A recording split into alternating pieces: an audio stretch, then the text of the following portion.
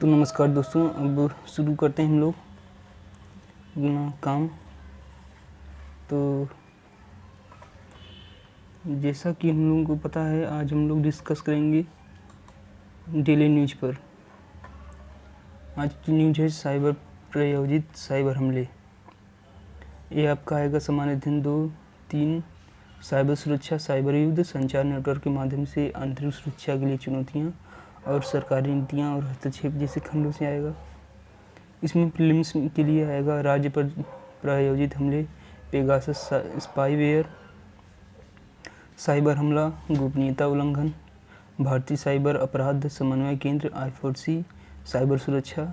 और इसमें मेंस के लिए आएगा पेगासस परियोजना और निगरानी में सुधार की आवश्यकता, सरकारी नीतियाँ और विभिन्न क्षेत्रों की विकास के लिए हस्तक्षेप और उनके डिजाइन एवं कार्यान्वयन से उत्पन्न होने वाले मुद्दे। इसका स्रोत लिया गया है द हिंदू से। चर्चा में क्यों है, इसे जान लेते हैं। हाल ही में एप्पल इंक ने विपक्षी नेताओं और पत्रकारों सहित व्यक्तियों को राज्य प्रायोजित हमलावरों के बारे में सूचित किया, जो उनके आईफोन को दूरस्थ गतिविधियों के तहत जोखिम में डालने की कोशिश कर रहे हैं।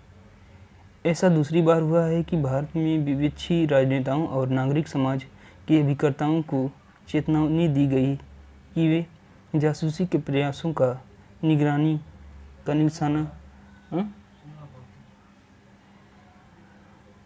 बने हैं। वर्ष 2021 में पेरिस स्थित फॉरबिडन स्टोरीज कलेक्टिव ने बताया कि पेगासस स्पाईवेयर, जो केवल इजरायली फर्म NSO ग्रुप द्वारा सरकारी एजेंसियों को बेचा गया था, का कथित तौर पर भारत में कई पत्रकारों, नागरिक समाज समूहों और राजनेताओं पर इस्तेमाल किया गया था। नोट: साइबर हमला कंप्यूटर सिस्टम, नेटवर्क या डिजिटल उपकरणों की सुरक्षा में से लगाने का एक दुर्भावनापूर्ण और जानबूझकर किया गया प्रयास है, जिसका उद्देश्य संवेदनशील डेटा को चुराना, नुकसान पहुंचाना, बदलना और उस तक पहुंचना, संचालन में बाधा डालना और डिजिटल क्षेत्र में नुकसान पहुंचाना है। राज्य प्रायोजित हमले। परिचय: राज्य प्रायोजित हमले, जिन्हें राज्य साइबर हमलों के रूप में भी जाना जाता है, अन्य देशों, संगठनों या व्यक्तियों के खिलाफ सरकारों या सरकारी एजेंसियों द्वारा संचालित या समर्थित साइबर हमले हैं। चूँकि ये हमले किसी राष्ट्र के विशाल संसाधनों और क्षमताओं द्वारा समर्थित होते हैं, इसलिए वे अपने उच्च स्तर के संगठन, जटिलता और संसाधनशीलता से प्रतिष्ठित होते हैं। राज्य प्रायोजित साइबर हमलों के उदाहरणों में स्टक्सनेट वर्म शामिल है, जिसे ईरान के परमाणु कार्यक्रम को लक्षित किया गया। वर्ष 2016 में अमेरिकी राष्ट्रपति चुनाव में कथित रूसी हस्तक्षेप एवं वर्ष 2017 वानाक्राई रैनसमवेयर हमला, जो उत्तरी कोरिया से जुड़ा था। राष्ट्रीय सुरक्षा पर प्रभाव। डेटा चोरी। राज्य प्रायोजित हमलों में संवेदनशील राष्ट्रीय सुरक्षा जानकारी, गोपनीयता, सैन्य सूचना और महत्वपूर्ण बुनियादी ढांचा संबंधी डेटा की चोरी हो सकती है, इसलिए इसके उल्लंघन किसी देश की रक्षा क्षमताओं से समझौता कर सकते हैं। आर्थिक प्रभाव। प्रमुख उद्योगों और महत्वपूर्ण बुनियादी ढांचों पर हमलों से आर्थिक नुकसान हो सकता है। उदाहरण के लिए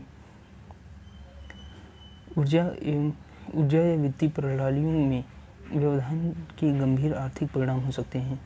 राजनीतिक प्रभाव। साइबर हमलों का उपयोग जनता की राय में हेरफेर करने, चुनावों को प्रभावित करने और राजनीतिक स्थिरता को कम करने के लिए किया जा सकता है। दुष्प्रचार अभियान तथा हैकिंग के दूरगामी राजनीतिक प्रभाव हो सकते हैं। राष्ट्रीय संप्रभुता। साइबर हमले किसी देश की संप्रभुता का उल्लंघन कर सकते हैं और अपने नागरिकों पर शासन करने तथा उनकी रक्षा करने की क्षमता से समझौता कर सकते हैं। पेगासस क्या है, इसके बारे में थोड़ा चर्चा कर लेते हैं। पेगासस का परिचय। यह एक प्रकार का मैलिशियस सॉफ्टवेयर या मेलवेयर है, जिसे स्पाईवेयर के रूप में वर्गीकृत किया गया है। यह उपयोगकर्ताओं की जानकारी के बिना उपकरणों तक पहुंच प्राप्त करने के लिए डिज़ाइन किया गया है और व्यक्तिगत जानकारी एकत्र करता है तथा इसे वापस रिले करने के लिए सॉफ्टवेयर का उपयोग किया जाता है। पेगासस को इजरायली फर्म NSO ग्रुप द्वारा विकसित किया गया है, जिसे वर्ष 2010 में स्थापित किया गया था। पेगासस संक्रमण को ऑपरेटिंग सिस्टम की खामियों का फायदा उठाकर तथाकथित जीरो क्लिक हमलों के माध्यम से प्राप्त किया जा सकता है, जिसके सफल होने के लिए फ़ोन के मालिक से किसी भी बातचीत की आवश्यकता नहीं होती। लक्ष्य: इजरायल की निगरानी फर्म द्वारा सत्तावादी सरकारों को बेचे गए एक फ़ोन मैलवेयर के माध्यम से दुनिया भर के मानवाधिकार कार्यकर्ताओं, पत्रकारों और वकीलों को लक्षित किया गया है। भारतीय मंत्री, सरकारी अधिकारी और विपक्षी नेता भी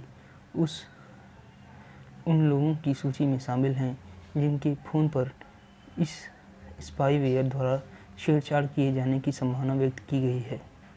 वर्ष 2019 में व्हाट्सएप ने इजरायल के NSO ग्रुप के खिलाफ अमेरिकी न्यायालय में एक मुकदमा दायर किया, जिसमें आरोप लगाया गया था कि यह फर्म मोबाइल उपकरणों के दुर्भावनापूर्ण सॉफ्टवेयर से संक्रमित करके एप्लीकेशन पर साइबर हमलों को प्रेरित कर रही है।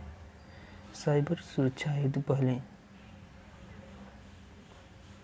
भारतीय पहलें साइबर सुरक्षा भारत पहल राष्ट्रीय साइबर सुरक्षा समन्वय केंद्र NCCC साइबर सुरक्षा केंद्र, भारतीय साइबर अपराध समन्वय केंद्र I4C, भारत कंप्यूटर आपातकालीन प्रतिक्रिया team CERT-IN, Indian computer emergency response team CERT-IN, वैश्विक पहले अंतर्राष्ट्रीय दूरसंचार संघ ITU, साइबर अपराध पर बुडापेस्ट अधिसमय। आगे की राह: व्यापक राष्ट्रीय साइबर सुरक्षा नीतियों और रणनीतियों को विकसित करने तथा लागू करने की आवश्यकता है, जो साइबर क्षेत्र में रक्षा एवं अपराध दोनों का समाधान करेंगी। सरकारी एजेंसियों के लिए घुसपैठ पहचान हेतु उन्नत प्रणाली नेटवर्क और साइबर सुरक्षा प्रशिक्षण सहित साइबर सुरक्षा बुनियादी ढांचों को मजबूत करने के लिए संसाधन आवंटित करने की आवश्यकता है। खतरे की खुफिया जानकारी साझा करने और राज्य प्रायोजित खतरों पर प्रतिक्रिया का समन्वय करने के लिए अन्य देशों तथा अंतर्राष्ट्रीय संगठनों के साथ सहयोग करना चाहिए। धन्यवाद।